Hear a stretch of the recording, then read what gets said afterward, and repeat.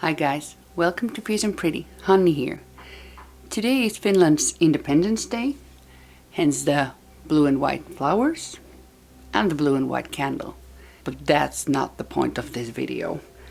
The point is that even though we are having a national holiday on our Independence Day, I was so excited because I went to the mail and got my copy of Cilla Conway's The Old Gods Tarot. If you've watched my channel earlier, you know I adore Cilla's decks. Even in the box of this one, it says Cilla Conway, creator of Shimmering Veil Tarot, the Divas of Creation, the Intuitive Tarot, and the Book of the Dead. And I have them all. What I've done so far, I opened the shipping box and I took a quick peek on the book, but I haven't checked out the cards yet. The packaging is different than other of Cilla's decks, and why this is so amazing in this one is that the book is bigger. I'm gonna focus mainly on the cards here with the video, but this book is amazing. Awesome parts in this book is that it has the alphabetical list of deities, and then you can easily find in which card these deities are depicted, or if some deities are mentioned in the chapter of that specific card. The size of the book is great, good quality color imaging, and a lot of stories. So I just took a sneak peek because I wanted to have, you know, a little idea what this deck is about, because I don't have an idea. The Old Gods is the only thing I know about it. But then we have a sacred geometry, numerology section before the minor arcana, and this got me really excited. I just got a book about sacred geometry, you know, a little while ago, but this seems to have a nice, you know, compact section about the sacred geometry. And then come the minor cards. Yes, sacred geometry.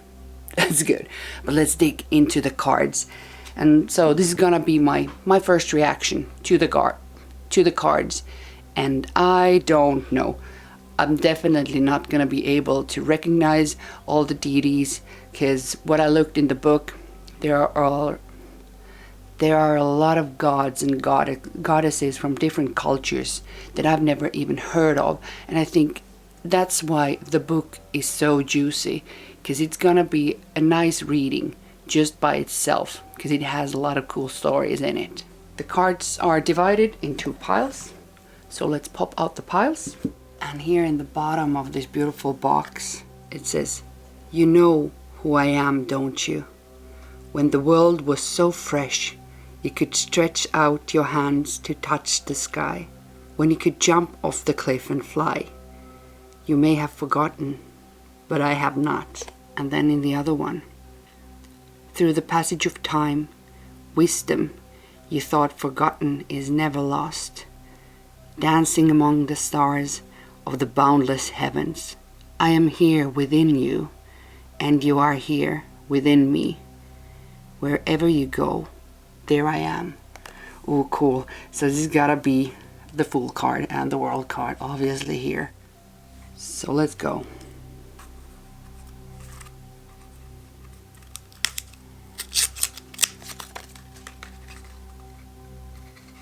Gorgeous backs, very Cilla, and one obvious feature in this deck is the shape of it, and this was what I was wondering. I'm so excited to see how this shuffles, how it feels to make a spread with it. That's like one technical issue that is really unique in this deck. When you put all the cards together, it's a chunky pile with nice kind of matte gilding. Feels very nice. Cool. Here in the Fool card, the only guy I seem to recognize immediately is Dionysus here. Looking from the book, it seems like the Fool character is Liu Hai, which is one of the 8 immortals of Taoist lore. And first I was kind of like, how is it gonna work when you have so many people in one card? Like, normally you just have the Fool going on there and you have the dog and things, but here's like Dionysus is chilling here with some grapes, and then there's this other dude that I don't know who it is, just looking how the Fool is just jumping out of joy somewhere. Very interesting. And I'm loving the rainbow and the sun that is bursting behind the Fool's head. In the Magician card we clearly have some sort of Hermes Mercury thing going on. There's also somebody playing the flute and a third guy lurking here. Oh, the lurky one! He's Loki! I like Loki. In the High Priestess card we have a lot of things going on. We have this central figure here, which is, I guess, the Delphic Oracle. Then we have Ishtar and the snake goddess from Crete, and also Aphrodite going on. But a beautiful card, beautiful colors, and especially my focus is set on her here. There's a little crescent moon. So much colors, even like there's some purple. I love the way Cilla uses color. It just pops out of somewhere. It's amazing. Right at the center of the Empress card we have the, very old mother goddess figure, like the Venus of Willendorf going on. Then we have Isis and Cybele, and also Demeter and Persephone up there. A lot of goddesses here. And I wonder, who is she holding in her lap? It kind of looks like a baby, but still, it kind of doesn't. It looks like a blonde, like a woman to me. Look at the amount of details. It's just insane. Look at the night sky and all those fractures behind there. It's just mind-blowing. In the Emperor card we have, yes, Inky going on and a lot of things happening. I really suck in the, Eastern deities. But that's why I have the book. I can read it and learn more. It's going to be amazing to read a book about deities with these cards. It's going to be so much fun, learning also with this deck. Not just, doing tarot. The High Priest card is a shaman card, which I really, really like. And here we have the horned god in the shaman figure there. This green horned god with an eagle on its shoulder. Oh, there's a pillar from Göbekli Tepe there. And then there are these Eastern Island, stone mans going behind there. Then we have the Sphinx. There's so much going on, and I think, is that like a wolf coming out from the shaman's leg? I really I think this is my favorite Hierophant card ever. Super cool. I really love the Sphinx. There's a snake coiled. The amount of details in this deck is just blowing my mind. Oh, and there's also a cow. So much in this one card. And the Lover's card. Look at the reds. Look at all the reds. We have a couple there. One single lady there going on. A little threesome thing going on. And then there's one dude there. There's so much. I don't know who all these people are. But very, very, really interesting Lover's card. And I think this is very versatile also when you think about doing a tarot reading. It's really versatile. In the Chariot we have so much happening also. So many dudes with their chariots, and those are driven by like 2 wild boars up there. Then there are like 4 horses, and like rams, horses. I think there's at least Apollo going on here. So many. I'm interested in reading about this specific card, because there seems to be so many kind of these many heavenly deities that have been riding the heavens with their chariots, causing all sort of mayhem. In the Justice card, my focus is immediately drawn to Mahat there. But she, here in the middle, is a Greek goddess, Themis, goddess of balance and justice. I love Cilla's choice for the Hermit. Here we have Odin. Odin is, very special god to me from the, from the Norse mythology. I'm interested about who's this guy. Look at the dude. He looks super interesting. Right there behind Odin, like a little garden gnome, just sitting there. And again, I love these fractures in this image, and I love this moonlight. Super cool. And in the wheel card, we have the fates going on, kind of like the Norns in the Norse mythology. Again, so much happening here. And when you can see, I know the camera can't bring the justice to the images, but you can almost touch the texture in those. Look at that wheel. Look at the texture that it has against those, humans and statues, and the little baby elephant thing going on there. Beautiful artwork. In the Strength card, we have Durga and Atlas going on there, and one of the virtues, and a lion. What keeps on thrilling me in this deck is the fact that normally you see just one person, one thing, one creature in each of the major cards. And again here with the Hanged Man, you still see this one, and I'm super interested to see how this deck reads. I think this will give, more like those intuitive hits and kind of more paths and avenues to wonder when you look at this. And again, I just love the way Cilla uses color. Then the Death card, always super important to Scorpio, and I'm loving it. I'm loving the Anubis.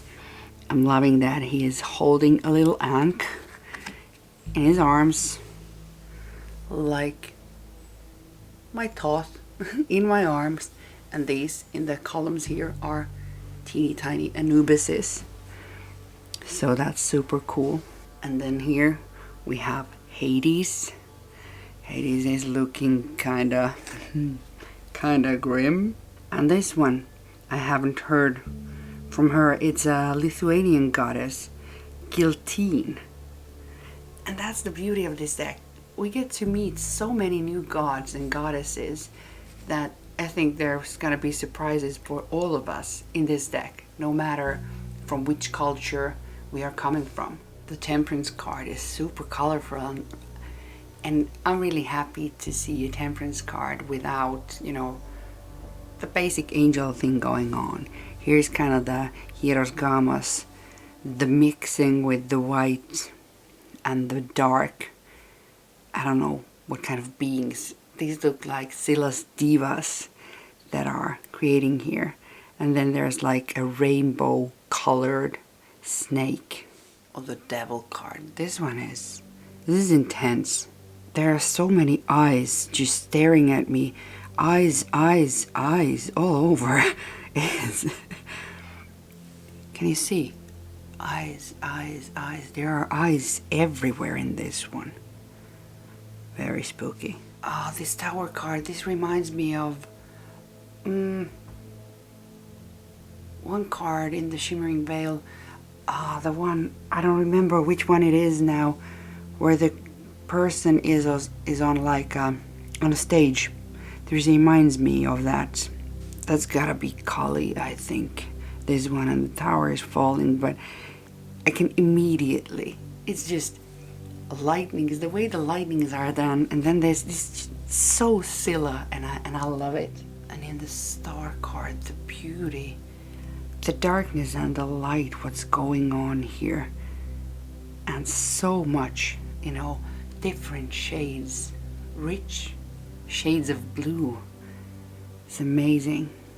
I just can't say how excited I am, how different. It feels so different I'm sorry I keep on repeating the fact that there are so many people in one card, but I'm really digging it. Here we have like Elise Hecate going on in the moon, and then there's somebody, can you see, like just as a shadow on top of the moon. And then we have the moon phases going on. It's amazing. Yeah, sorry guys, I don't know how many times I can say amazing during this video, but if you want, you can count and take a sip from your drink each time I do. I think if you're drinking alcohol, you would get drunk. In the Sun card, we have Ra going on there. I love the amount of Egyptian deities that are involved in this deck, but it truly is a really fiery Sun card. And the Judgment, this has a lot of similarity in the color palette than the Star card, but still kind of different shades of blue, but a lot of blue. And it's interesting, there's some sort of a shadow on that corner. And then there's, I don't know what's going on here, but to me that looks like my black tourmaline crystal tower. And again, loving it. No trumpets, no angels. Really nice. Yes, and here is the world card that we got a sneak peek in the beginning from the bottom of the box.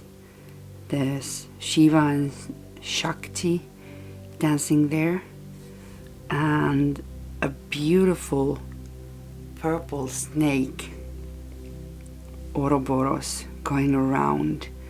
And again, so many details. There's a turtle. There's too much for me. I need to look at these more closely. You know, I'm getting a bad eyesight already. I really need to dig into this in a good lighting. And just like as in the Shimmering Veil, Cilla has the Shining Fool entering this deck also. Here is the butterfly, and so funny. This is just the yoga pose that I was doing last Friday. Here are the two fools. I'll try to pick up my speed here in the minors, but I'm not sure if I can. These are stunning. Again, look at the texture. You can see this beautiful chalice in the one of chalices, the ace. It's like really three-dimensional. It's mind-blowing. And all of these, when I took my quick sneak peek in the book, all of these chalices and items that come in the minor arcana are, you know, real things coming from different cultures going on, and it's just amazing. This is somehow like, this is really Thoth to me, like a beautiful Thoth deck going on, but in a different way. And again, these textures, the way these chalices pop from the image in real life, I can really see that I could, you know, pick them up. All these beautiful chalices from different cultures, and there's an interesting way. Can you see the number 3 behind there? And there's the number 4, and all the colors, and then there's in the 4 there is a square there. There is kind of this sacred geometry going on in these minors with these different cups from different cultures, and in real life these are actually mind-blowing. I don't know how she's done this. Even if it's like just a pip deck, these minors are not, you know, it's not an easy way of doing the minor arcana. It's beautiful. And again, this looks like turquoise marble, like the stone in these cards. It's on top of color. What I think now that Cilla has brought, what is new to me, is the texture. I can really feel this. And this blue lotus chalice, that's my dream cup. That's just, oh, I have one turquoise chalice, but it ain't a blue lily one from the Egypt. I guess in past life I used to drink from that chalice in ancient Egypt. It just feels like it's mine and it's supposed to be here. I need me one of those. What is interesting, one more thing that is interesting in this deck is the court cards. Again, the court cards feel more like the major arcana in a way. We have the god, the goddess, the priestess, and the warrior. So when it comes to the rank of the court cards, first comes the warrior, as you know, the usual page. Then comes the priestess as the, knight.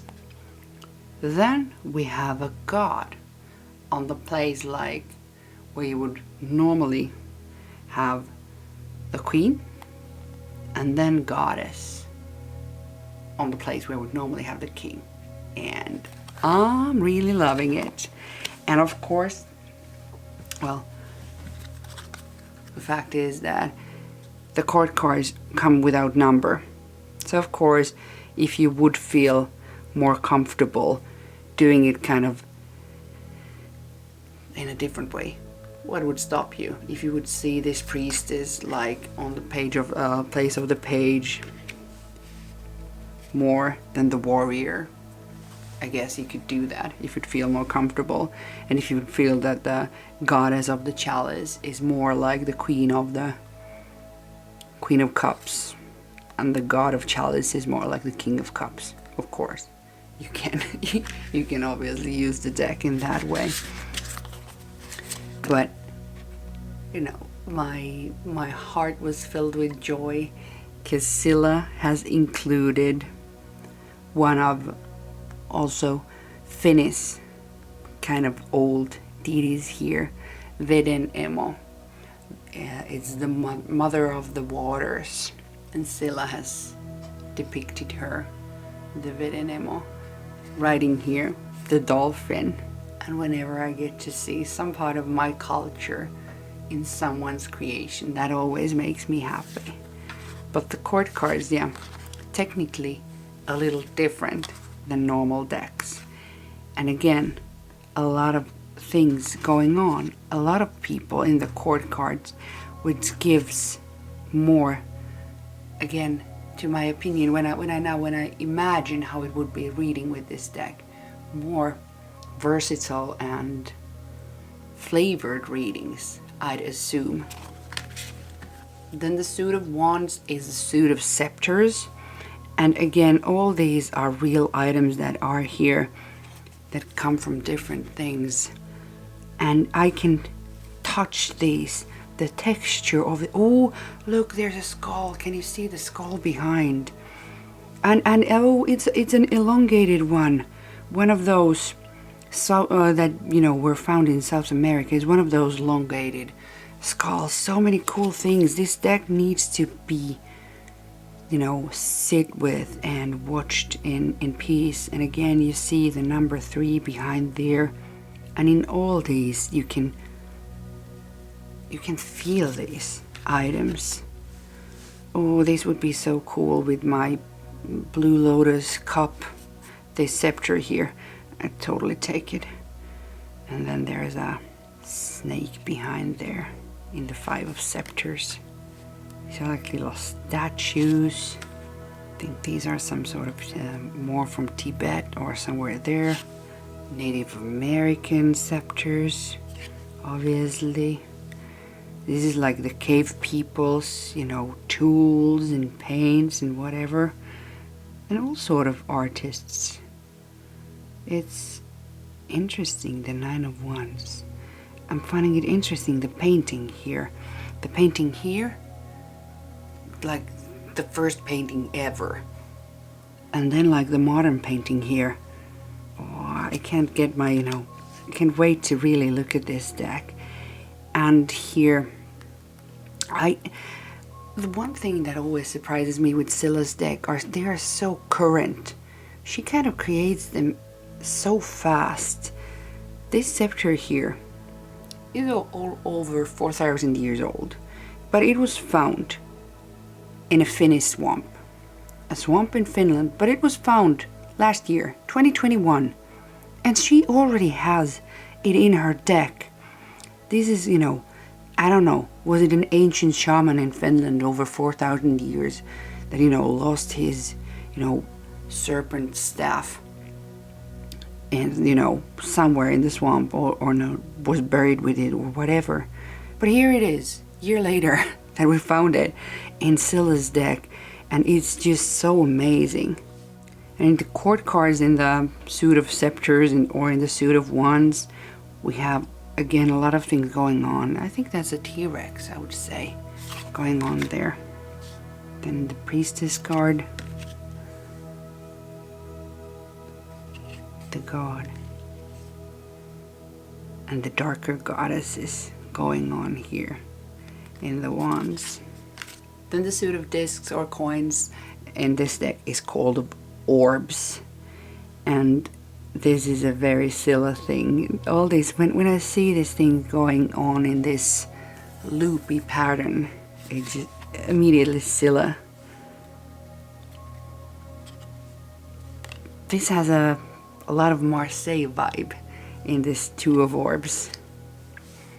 And here we see like the sacred geometry happening with these different orbs, and I can't wait to read, because each and every item in this deck and are, you know, talked about in the book, what they are, and that's so fascinating. There's so much in it. It's not just round things or, you know, round images, pictures. All are like ancient coins or something from somewhere with some sort of history, and then all this sacred geometry going on here. It's cool. I really love the suit of orbs. Kind of like witch tones going on there. Immediately have to think about the Pirates of the Caribbean when you see that. Old coins. And again, the way how Cilla uses a green and purple, it's very her. It's so, I'm loving it. The Priestess of Orbs. Again, so much details in a court card. It's just mind-blowing. These court cards are, you know, as massive as those major arcana cards. There's a Cyrus going on there, the God of Orbs. I don't know who he is, but he looks like he's sitting with some sort of a glowing crystal. And then the Goddess of the Orbs. She's holding some sort of a very fancy crystal ball thingy. And then the blades. This was some sort of, you know, Neolithic blade that the cavemen have done that has actually survived or something. So cool, because all these items are part of our history that have been found, and now they are here in this deck, and I think it's so cool. I think this is a learning journey, this deck, so much. And there you can see in the background there's some sort of text, and I don't know in what language that is. Behind there you can see it. Different type of swords and blades from different centuries, from years gone by. A lot of tothiness in some of these cards.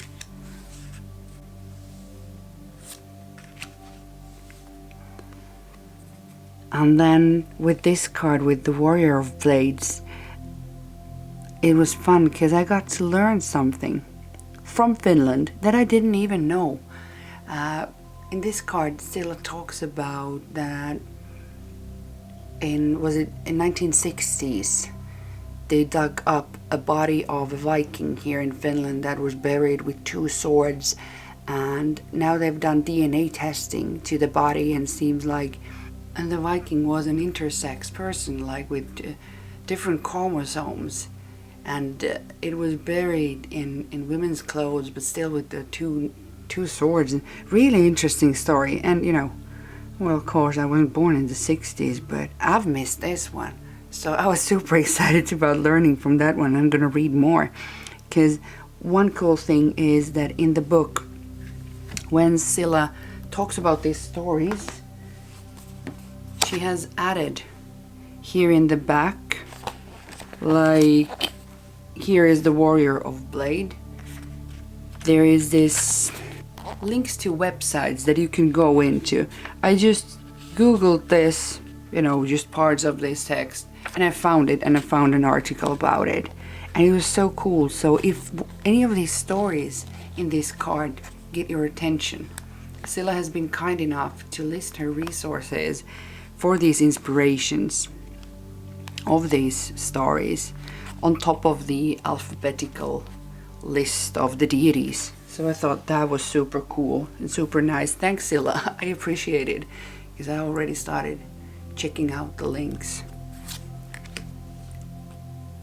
And here we have the Priestess of the Blades. Cool, like very, very tough lady going on there. Looks like she has dreadlocks. She looks cool. I want to look like her when I get old. And here with the God of Blades, she also talked about the like the four winds and the Boreas and all those going on. It was an interesting chapter. And then the Goddess of the Blades, she was an Orisha. Really bad with Orishas. I wish Saturnarian was here with me right now. She'd know who she is. As this is Oya, a Yoruba. This is Oya, the Yoruba Orisha of the air, winds, lightning, violent storms, death, and rebirth. So cool Orisha going on there. And then also in this card there's like Ninlil, an early Sumerian goddess going on. And then there's the last card of the deck. Normally I'm not a big fan of extra cards in tarot decks. I pretty much like my tarot decks with the 78 cards, and that's it. And this deck has 80 cards because it has the second Fool card, but then this has the Wild Gods card. But I don't know, it's amazing. It's very kind of in the half, it's a mixed style with the Divas deck and then like this deck. The color, the burst, it's just so captivating. It's like Northern Lights, you know, Northern Lights when, you know, they just change the coloring, weird baby pastels, and then you can see this figure getting, you know, like all the layers of human just rising when the human gets, you know, rid of the body, and it gets lighter and lighter on his way, you know, towards something else. It's a beautiful card, but let's see if I will be using it when I'm reading. Don't know. So there were my like first thoughts of the deck. I don't know, sorry it was kind of long, but at least you saw the cards. But now I'm interested of trying how the deck kind of works, how it feels to shuffle. Let's see. Maybe I'll just end up making a mess. It's a chunky one.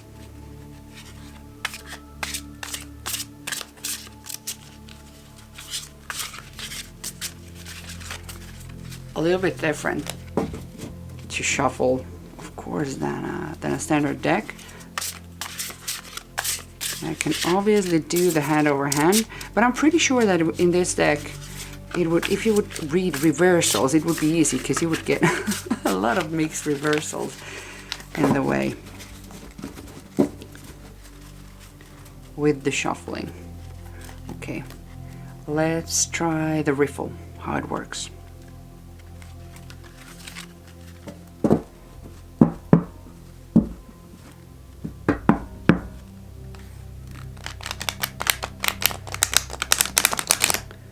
It's stiff, but it actually has a nice riffle.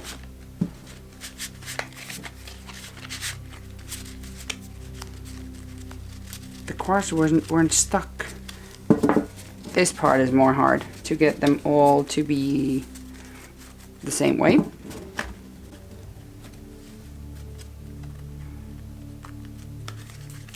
again.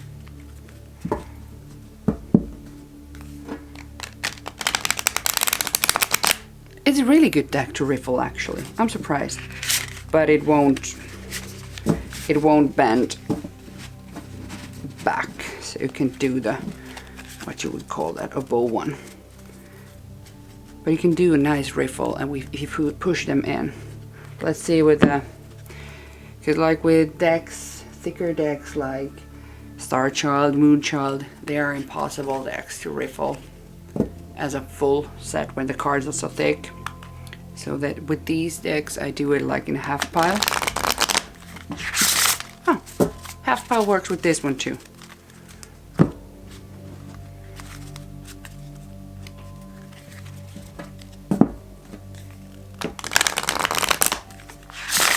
Yes, perfectly.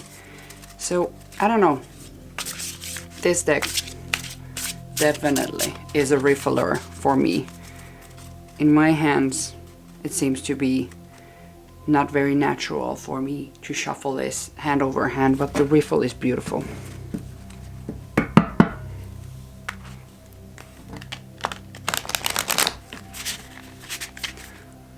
I'm gonna shuffle this for a while to get a good mix, and then I'm gonna just do a little spread so you guys can see how these different shape cards look like on a table. Okay, I think it's shuffled well enough. Let's see how a spread looks like with these cards.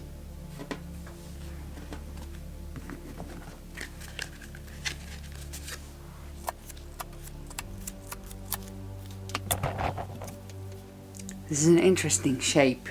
You know, if you want, you can do like, I don't know, different placings with these cards, and it makes the table look interesting.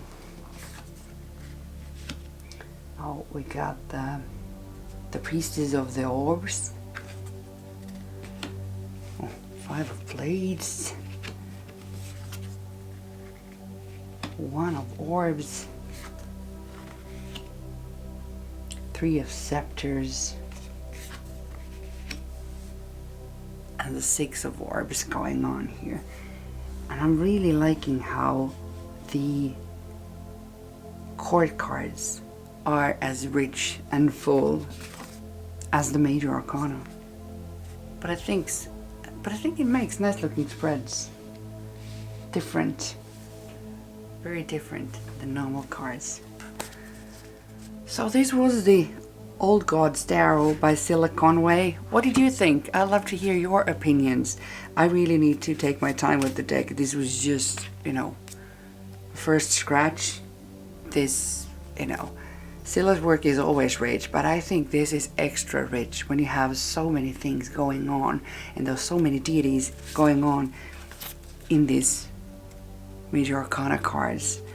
But I'm really happy that this time we got a bigger book, because I think that brings a lot of juice into this deck. And if you get more interested about this decks, I will link down below where you can get one on Cilla's website. And we've agreed already with Cilla that we're gonna need to do another interview. I will link also my earlier interview with Cilla about the Shimmering Veil Tarot. That was so much fun. So we'll try to make it happen soon, that we get to talk about this deck after I've had some time with the deck, so I know what to ask, because there's so many layers in it. It's gonna be a fantastic conversation. And if you have questions for Cilla for that interview, you can also put those down there. I will collect them when we do the interview. Thank you, Cilla, for this unique deck. It's very unique and interesting creation. Nothing like it on the market, so super cool. Until next time, bye guys.